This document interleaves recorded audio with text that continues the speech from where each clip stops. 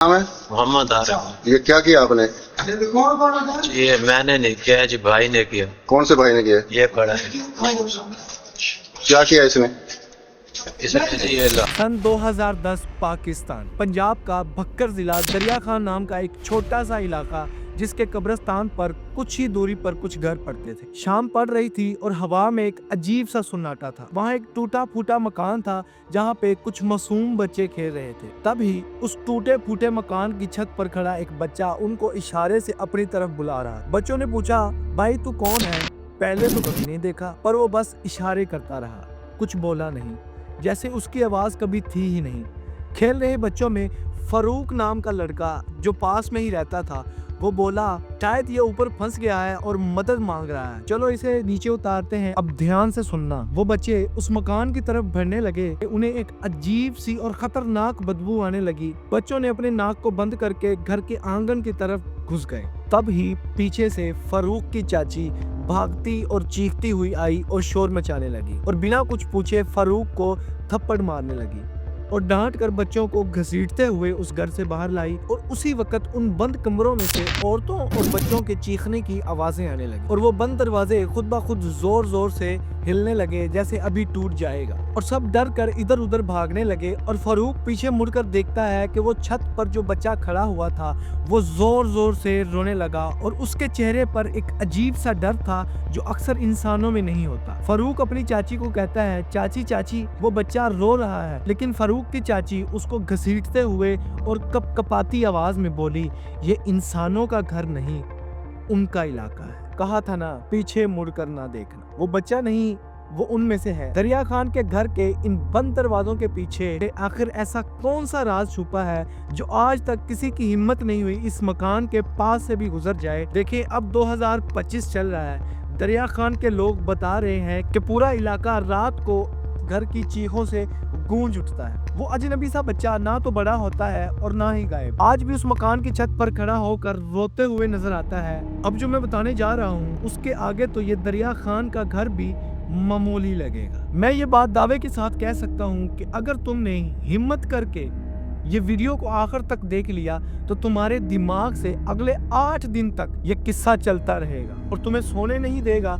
और जब कभी भी तेज आंधी और हवा चली तो तुम्हें इस कहानी का डर तुम्हें नजर आएगा। हर अंधेरी रात में तुम्हें इसकी झलक डराने जरूर आएगी। चलो बता रहा हूँ, क्योंकि अब जो खुलेगा वो राज नहीं, वो एक श्राप है। अप्रैल 2011 पाकिस्तान का एक दरिया खान नाम का एक छोटा सा टाउन, जिसमें 24 साल की यंग लड़की जिसका नाम सारा परवीन था, उसकी थ्रोट कैंसर की वजह से मौत हो जाती। डेथ के बाद उसे दरिया खान के कब्रिस्तान में दफना दिया जाता है। सारा का एक बड़ा भाई था, इजाज हुसैन। वो अपनी बहन से बेपनाह मोहब्बत करता था, लेकिन इस वाक़े के बाद वो अंदर से पूरी तरह से टूट गया। एक दिन बाद यानी कि नेक्स्ट डे सारा परवीन की फैमिली को फातिहा पढ़ने के लिए और दुआ के लिए उसी कब्रिस्तान में जाना।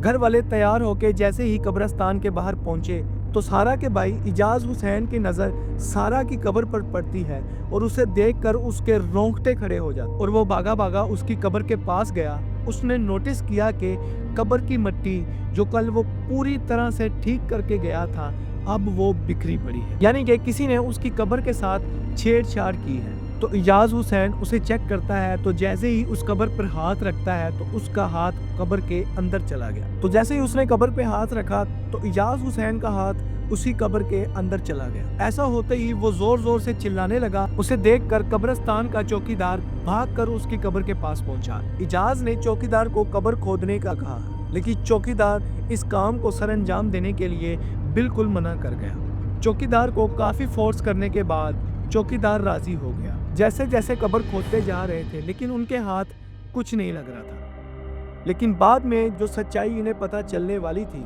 वो और भी खतरनाक थी। इस कब्र को ध्यान से देखने पर उनके पैरों तले से जमीन ही खिसक गई, क्योंकि वो कब्र खाली थी, यानी उसकी बहन सारा परवीन की बॉडी उस कब्र से गायब थी। देखें, पाकिस्तान में तो ऐसे बहुत से कारनामे सरअंजाम दिए जाते हैं और अक्सर ऐसे केसेस देखने को मिलते हैं कि कब्रिस्तान से कोई अपने जादू टूने के लिए यानी कि ब्लैक मैजिक के लिए कब्रों से बॉडियां निकाल लेते हैं। लेकिन इधर सारा की फैमिली इस चीज़ को देखकर बहुत हैरान हुई और उन्होंने पूरा कब्रिस्तान अपने सर पर उठा लिया। सारा के भाई ने सोचा कि शायद किसी ब्लैक मैजिक करने वाले ने मेरी बहन की बॉडी निकाल ली है। इसी डर के साथ सारा की फैमिली रोते गिड़गिड़ाते करीबी पुलिस स्टेशन के पास पहुंची और पुलिस स्टेशन ने इन्वेस्टिगेशन शुरू की।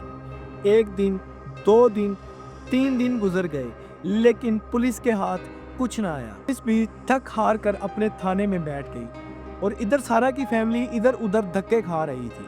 और एक दिन अचानक पुलिस स्टेशन में एक ऐसा शख्स पहुंचता है और वो बाद में पता चलता है कि वो उसी कब्रिस्तान का चौकीदार है। और उसने जो बताया उसे सुन पुलिस वालों के कान फटे रह गए। चौकीदार अब बोलना शुरू करता है। चौकीदार ने कहा, बात 1 साल पुरानी कि रात होते ही इनके घरों से औरतों और बच्चों की जोर जोर से चिल्लाने की आवाज़ें आती हैं। हालांकि इन 2 भाइयों के अलावा उनके घर में कोई रहता भी ना था, तो ये आवाज़ें कौन निकालता था किसी को नहीं पता। तो ये आवाज़ें कौन निकालता था इस बात का आज तक किसी को नहीं पता चला। फिर आगे जो चौकीदार बताता है उसे सुनकर सबके रोंगटे खड़े हो गए।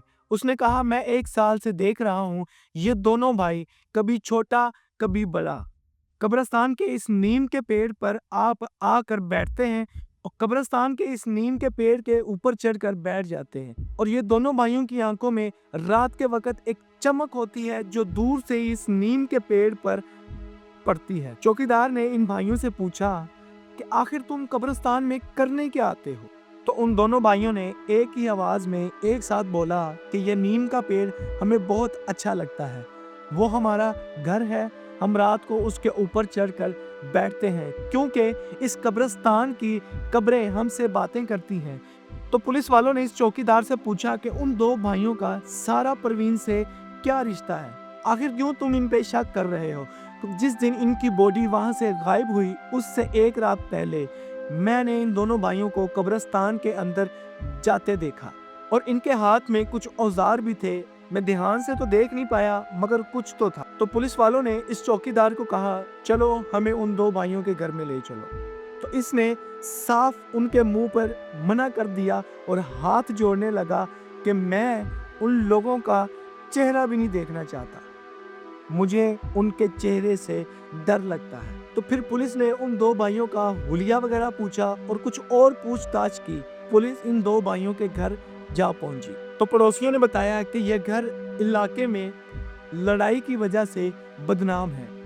इनका कहना था ये दोनों भाई अक्सर रात को बाहर निकलते हैं और सारी रात घर से बाहर रहते हैं और चोरी का सामान अपनी बोरियों में भर कर लाते हैं। और एक पड़ोसी ने तो ये भी बताया कि ये दोनों भाई जादू टूने वाला काम भी करते हैं। उस पड़ोसी ने बताया कि एक दिन मैं अपने घर की छत पर खड़ा था, रात के 10 बज चुके थे और मैंने देखा कि ये दोनों भाई पोर्ट में हग रहे थे और उसी पोर्ट में से एक दूसरे की पोटी को एक दूसरे के जिस्म पर मल रहे थे और खा रहे थे। बाद में पुलिस को इन्वेस्टिगेशन करने के बाद ये भी पता चला कि ना सिर्फ उन 2 भाइयों का रहना था बल्कि उनका एक बाप और एक पागल बहन भी रहती थी जो दिमागी रूप से पूरी तरह कमजोर थी। उनमें से बड़े भाई का नाम था फरमान अली और छोटे का नाम था आरफ अली। दोनों लगभग 30-35 साल की उम्र के थे और दोनों की एज डिफरेंस तकरीबन 5 साल का फर्क था। पुलिस जब इस घर के अंदर दाखिल होती है तो पुलिस जब इस घर का दरवाजा खड़काती है तो दरवाजा खोलने वाला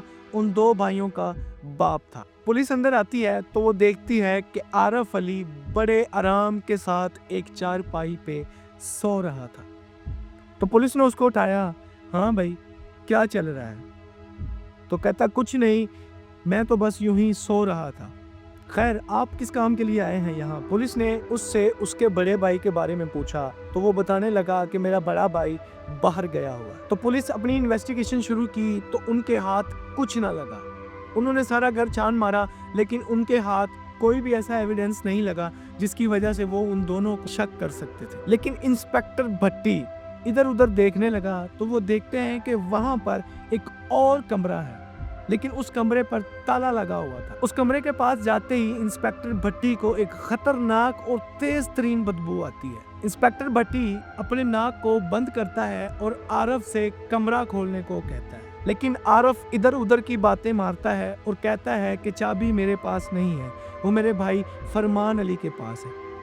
लेकिन पुलिस बड़े प्यारे अपने अंदाज में उसको 2 झापड़ लगाकर पूछती है, तो फिर वो अपने आप ही पुलिस के हाथों में उस कमरे की चाबी दे देता है। ताला खुलने के बाद पुलिस इस कमरे में दाखिल होती है तो पुलिस ने देखा कि इस कमरे के दरमियान में एक बड़ा सा पतीला पड़ा हुआ है और उस बड़े से पतीले के पास एक छुरी, एक कुल्हाड़ी और एक लकड़ी की फट्टी मिली, जो कि अक्सर कसाईयों के पास मौजूद होती है।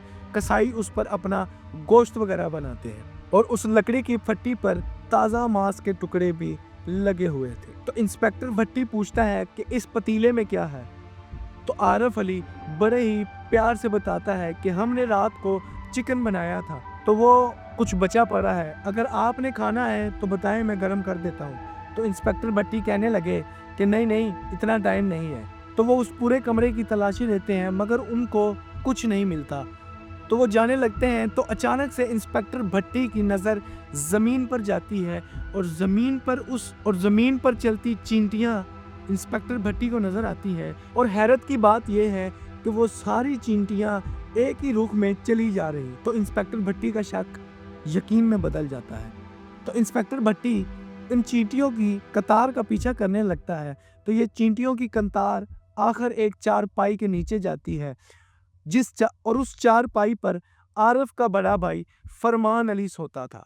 तो इंस्पेक्टर भट्टी जब उस चारपाई को हटाने का कहता है तो उनकी नज़र चारपाई पे पड़े एक बोरे पर जाती है, और जब पुलिस उस बोरे को खोलने लगती है तो उसके अंदर से एक ऐसी बदबू आती है। और जब पुलिस उस बोरे को खोलती है और खोलते ही जब पुलिस वालों की नज़रें उस बोरे के अंदर जाती हैं तो पुलिस वाले वहीं पर कांप उठते हैं। और यहाँ तक कि उस बदबू की वजह से एक ऑफिसर ने तो वहाँ उल्टी ही कर डाली। और इसी सारी सिचुएशन के फौरन के बाद इंस्पेक्टर भट्टी ने आरिफ अली को गिरफ्तार कर लिया। नहीं किया जी, भाई ने किया। कौन से भाई ने किया? ये पड़ा है।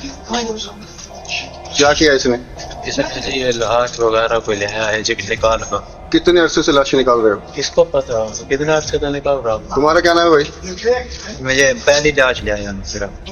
हैं जी? पहली लाश ले आया। पहली लाश है जी? में टुकड़े पड़े हैं, किसके टुकड़े हैं? ये पाँव के हैं। पाँव के हैं? ये किसके पाँव के हैं? मर्द के हैं, पता नहीं रानी के हैं। ये तूने निकाली थी कब्र में से? जी। और इसके अलावा कोई कुत्ते बिल्ली का भी गोश्त खाया है? जी हाँ, एक कुत्ता है जी? जी। मुंह ऊपर करो ना। जी हाँ, एक कुत्ता भी काट कर। और तूने भाई ऊपर कर हाथ, तुमने कभी कुत्ते का गोश्त खाया? जी नहीं जी। और उस बोरी में एक लड़की की लाश थी जिसकी एक टांग गायब थी, और वो लाश किसी और की नहीं बल्कि सारा परवीन की थी, जिसे कुछ दिन पहले ही उसको दरिया खान के कब्रिस्तान में दफन किया गया। तो जब इंस्पेक्टर भट्टी ने आरिफ अली से पूछा कि इसकी एक टांग कहाँ है, तो वो बड़ी ही हैरानी से उस पतीले की तरफ देखने लगा, और उस पतीले की तरफ बार बार देखने की वजह से इंस्पेक्टर भट्टी को पता चल गया कि इस लड़की की टांग उसी पतीले में पक रही है। तौबा अस्तगफिरुल्लाह, ये तौबा तौबा तौबा। तो इंस्पेक्टर भट्टी ने उसको उसी वक्त गिरफ्तार कर लिया, और पुलिस की इन्वेस्टिगेशन के मुताबिक 2 दिन के बाद आरिफ अली का बड़ा भाई फरमान अली भी किसी दुकानदार से मसाले लेते हुए पकड़ा जाता है, और उसे भी गिरफ्तार करके लॉकअप में डाल दिया गया। तो फिर पुलिस ने इनकी अच्छे से खातिरदारी करी और इनकी इन्वेस्टिगेशन की, और इनसे पूछा कि तुम बाकी लाश का क्या करने। एक दफा मुकालते में मैंने भी खा लिया है, बल्कि बकरा समझ कर। जी हाँ, हमको क्या पता था जिसने इसने रखा हुआ कुंगरा भी काट कर खा लिया। तो ये बड़े ही मुस्कुराते हुए अंदाज में बोले कि जनाब, अगर आप 2-4 दिन और ना आते तो हम इसको भी खा जाते। यह सुन इंस्पेक्टर भट्टी भी डर सा गया, और बहुत सी इन्वेस्टिगेशन करने के बाद इंस्पेक्टर भट्टी को पता चला कि सारा परवीन उनका पहला शिकार नहीं है। तो इन्होंने अपने जो बच्चे थे, इनके जो फौत हुए 2, उनकी लाशें निकाल के भी इन्होंने खाई हैं। पता चलूं कि इन्होंने अपने 2 बच्चे भी शायद इस मरने के बाद या मरने से पहले अपने 2 बच्चे भी खा लिए।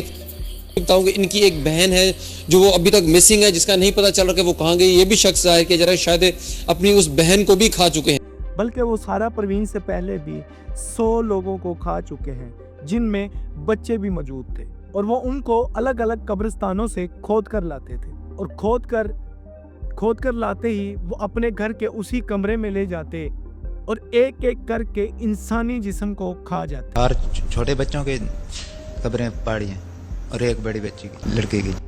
पहले बाजू, फिर टांग और उसके बाद इंसान का सबसे कीमती हिस्सा उसका दिमाग, और उसके बाद बारी आती थी इंसान के दिल की। और इंसान का दिल खाने की वजह से इन दोनों भाइयों में बहुत बार झगड़ा भी हुआ है।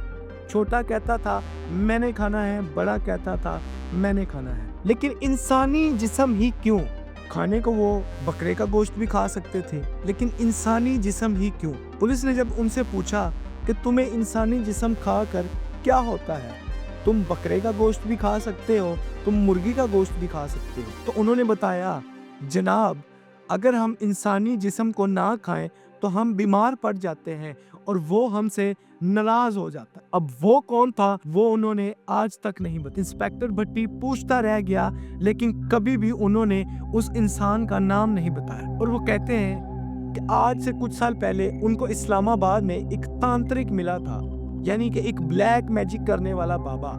उसने उनको कहा कि तुम इंसानी जिस्म को खाया करो और इंसानी जिस्म को खाकर तुम्हारी हर इच्छा पूरी होगी, तुम्हारी औलाद का फ्यूचर बढ़ जाएगा और तुम्हारी बीवियां जो तुम्हें छोड़कर मायके चली गई हैं वो भी वापस आ जाएंगी। जब दोनों भाई घर आते हैं तो वो सोचते हैं कि इंसान को कैसे मारा जाए और उनका गोश्त कैसे खाया जाए। लेकिन काफ़ी देर के बाद दोनों भाइयों ने एक सलाह की कि हम इंसान को मार ना सही, लेकिन मरे हुए इंसान का गोश्त तो खा सकते हैं। तो फिर उन दो भाइयों ने आसपास के कब्रिस्तानों में नज़र रखना शुरू कर दी कि हाल ही में कौन मरा है, किसकी ताज़ी कब्र बनी है, तो वो उस कब्र का अंदाज़ा लगा लेते थे। और जैसे ही उस कब्रिस्तान में मुर्दे को दफनाया जाता था तो उसकी फैमिली के जाने के बाद वो उसी नीम के पेड़ पर चढ़कर ये देखा करते थे कि हाल ही में किसकी कब्र नहीं बनी है। वो इन्हीं मामलात की वजह से वो देखते थे कि जब किसी मुर्दे की नई कब्र बनी है तो वो रात के पिछले पहर आकर अपने उन औजारों के साथ उस कब्र को खोदना शुरू कर देते। कब्र खोदने के बाद जब वो उस मुर्दा इंसान को अपने घर लेके आते थे तो उस मुर्दा इंसान के अलग अलग जिस्म को काट कर उन्होंने खाना शुरू कर दिया। तो बार तो ऐसा भी होता था कि इंसानी जिस्म के अंदर से जो बदबू आती थी वो उनको एक परफ्यूम की तरह लगती थी। हालांकि कभी कभार इंसानी जिस्म का कोई ऐसा हिस्सा, जैसा कि पेट का कोई ऐसा हिस्सा, रात को वो अपने तकिए के पास रख कर भी कई बार सोए हैं और सारी रात उस गंदी स्मेल को सूंघते रहे। और ऐसा करते करते सालों बीत गए और वो दोनों भाई एक आदमखोर बन गए। अगर वो एक हफ्ता भी, उनको इंसानी जिस्म की एक ऐसी लत लगी चुकी थी कि अगर वो एक हफ्ता भी इंसानी गोश्त ना खाएं तो वो बीमार पड़ जाते, मरने की हालत में आ जाते। उनको इंसानी जिस्म खाने की इतनी लत लग चुकी थी कि वो कभी भी जिंदा नहीं रह सकते थे। तो पुलिस ने इन्वेस्टिगेशन के दौरान उनकी बीवियों से कांटेक्ट किया, उनसे बात की कि आखिर तुम लोगों ने इनको छोड़ा क्यों, कि ये दोनों भाई एक ही कमरे में रात को पता नहीं क्या करते रहते थे और एक दूसरे की पोटी को खाते और अपने जिस्म पर लगाते थे। तो पुलिस वालों ने जब उनसे इस इंसानी जिस्म को खाने के बारे में बातें की तो उन्होंने बताया कि हमें इस बारे में तो पता नहीं, लेकिन हाँ, वो दोनों भाई अपनी टट्टी ज़रूर खाते थे। इसी वजह से वो अपनी बीवियों को मारते थे और इसी मार पिटाई की वजह से उन्होंने उनसे खुला ले ली थी। और ये वाकया जैसे ही दरिया खान के पुलिस स्टेशन से बाहर दरिया खान के इलाके में आया तो वहाँ के लोग बहुत ही भड़क चुके थे और इतने गुस्से में आ गए और वो गुस्से में एहतजाज करने लगे कि हमें अपने प्यारों की कब्रें खोद कर चेक करवानी है। क्या इन आदमखोरों ने हमारे प्यारों को तो नहीं खाया? लेकिन इन्वेस्टिगेशन के बाद जब उस इलाके की कब्रों को खोदा गया तो आधे से ज़्यादा कब्रें खाली थी और जिनको ये दोनों भाई खा चुके थे। अब अवाम उनको मारना चाहती थी, लेकिन वो दोनों भाई पुलिस की कस्टडी में थे, जिनकी वजह से अवाम उनका कुछ भी नहीं कर सकती। और हैरानगी की बात तो अब है जो आप सुनने वाले हो। अब जैसे ही ये केस कोर्ट में पहुंचा तो वहाँ पे बैठा जज भी हैरान हो गया कि आखिर इनको किस केस के मुलव्वस सज़ा दी जाए, क्योंकि पाकिस्तान में मुर्दे को खाने पर कोई ऐसा एक्ट नहीं मौजूद था जिसकी वजह से इन दोनों भाइयों को सज़ा दी जाती। लेकिन कानून ने अपनी पूरी एतमादारी के साथ मुर्दे का अपमान करने मुर्दे की बेहुरमती करने की वजह से इनको 2 साल की सजा दी और इन 2 सालों में उन 2 भाइयों ने ज़्यादातर वक्त हॉस्पिटल में ही गुजारा क्योंकि वो इंसानी गोश्त ना मिलने की वजह से बीमार हो जाते थे। और जेल की उस पुलिस ने बताया कि ये अक्सर रातों को चीखते चिल्लाते थे कि हमें इंसानी गोश्त दो वरना हम मर जाएंगे। और उनकी चिल्लाने की आवाज़ों से कई बार पुलिस वाले भी डर जाते थे। लेकिन जैसे कैसे उनकी 2 साल की सज़ा पूरी हो जाती है। अप्रैल 2011 में उनको सज़ा होती है और 2013 में उनकी रिहाई हो जाती है। तो वो जब अपने इलाके दरिया खान में कदम रखते हैं तो मोहल्ले में खेल रहे बच्चे जब उनकी नज़र पड़ती है तो वो चीखते चिल्लाते अपने घरों की तरफ लौटते हैं और ये कहते हुए लौटते हैं कि वो शैतान फिर से आ गए, वो दरिंदे फिर से आ गए, वो शैतान फिर से आ गए, वो आदमखोर फिर से आ गए। और उन दरिंदों को देखकर लोग अपने अपने घरों में डर कर बैठ गए। लेकिन कुछ दिनों के बाद जब दरिया खान की आवाम का गुस्सा हद से ज़्यादा बढ़ गया तो वो अपने घरों से निकले, उन्होंने चक्का जाम किया, उन्होंने एहतजाज किए, जिनकी वजह से पुलिस ने उन 2 भाइयों को प्रोटेक्शन दी ताकि कोई इन दरिंदों को मार ही न दे। लेकिन वो 2 भाई अपनी इस पुलिस प्रोटेक्शन को देखकर लोगों की नज़रों में बहुत ही हीरो बनने की कोशिश कर रहे थे और वो लोगों को उनके बच्चों को खाने की धमकियां देने लगे, जिसकी वजह से पुलिस ने इन दोनों को अंडरग्राउंड होने का कहा। लेकिन उस अंडरग्राउंड में पता नहीं इन्होंने कितनी लाशें खाई होंगी, पता नहीं कितनी कब्रें होती होंगी। तो फिर अप्रैल 2014, पता नहीं ये अप्रैल का महीना उन दरिंदों के लिए क्यों ही खतरनाक रहा। अप्रैल 2014 में जब लोग अपने घरों में खाना खा रहे थे तो एक गंदी और तेज़ बदबू फैलने शुरू हो गई। तो लोगों ने बाहर निकल के पूछा पड़ोसियों से कि भाई ये बदबू कैसी है। तो वो भी हैरान हो गए कि ऐसी बदबू जो कभी उन्होंने सूंघी ना हो। और इसी बात की वजह से पूरा दरिया खान का इलाका उसी बदबू को फॉलो करते करते उन्हीं दरिंदों के घर में जा पहुंचे। तो वहाँ पे एक डर का माहौल पैदा हो गया और सारे एक दूसरे को कहने लग गए कि जाओ अंदर जाके देखो आखिर चल क्या रहा है। लेकिन कोई भी अंदर जाने की हिम्मत नहीं कर रहा था। लेकिन उसी मजमे में एक शख्स ने हिम्मत करके अंदर जाने की कोशिश की। तो जैसे ही वो दरवाज़ा खोलता है और खोलते ही उसके सांस खुश्क हो जाते हैं और वो कपकपाती आवाज़ में चीखें मारते हुए बाहर को दौड़ता है और लोग उससे पूछते हैं कि आखिर क्या चल रहा है। वो बताना चाह रहा होता है लेकिन उसके अंदर की आवाज़ नहीं निकलती। और जैसे ही दरिया खान के लोग देखते हैं और वो साथ ही पुलिस को इन्फॉर्म कर देते हैं। जैसे ही पुलिस उन 2 दरिंदों के घर में रेड करती है तो वो देखती है कि उसी कमरे में ये 2 आदमखोर भाई उसी एक पतीले में एक छोटे से बच्चे का सर पका रहे हैं। तो वहीं पे इंस्पेक्टर भट्टी जब एंट्री करते हैं वो अपने पुलिस एहलकारों से पूछते हैं कि आखिर तुम लोग इतने डरे हुए क्यों हो। तो वो अपने इंस्पेक्टर को बताते हैं कि सर मामला ही कुछ ऐसा है कि हम कुछ कर नहीं सकते। जैसे इंस्पेक्टर भट्टी आगे बढ़ा उस कमरे में उसने देखा कि उन्हीं 2 दरिंदों के कमरे में उसी पतीले में एक छोटे से बच्चे का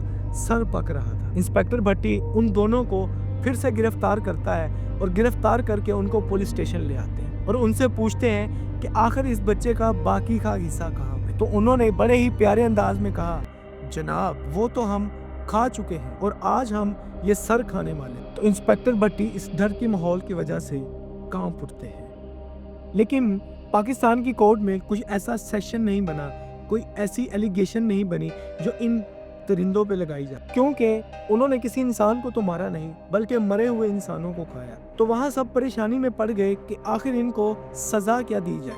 तो फिर भी उन्होंने जैसे तैसे करके एक एलिगेशन लगाकर इन दोनों को 12 साल की सज़ा दे दी, जो कि 2026 के आने वाले अप्रैल में उनकी रिहाई होगी। और रिहाई के बाद पता नहीं वो फिर से क्या करें, किसकी कब्रें खोदें, किसको खाएं, ये कोई नहीं जानता। तो सभी लोग इसी डर के माहौल की वजह से बैठे हैं कि उनके प्यारों की कब्रें महफूज रहें। और वहीं पे जहाँ पे लोग 4-4, 5-5 महीने के बाद अपने प्यारों की कब्रें पक्की करते, वो उसी दिन ही दफनाने के बाद उसी कब्र को पक्का करना शुरू करते कि वो दरिंदे कहीं फिर से न इसको खा जाए। लेकिन जब ये 2026 पूरा होगा, उनकी रिहाई होगी अप्रैल में, तो न जाने वो किसको खाएं किसको ना खाएं, ये कोई नहीं जानता। Over and out.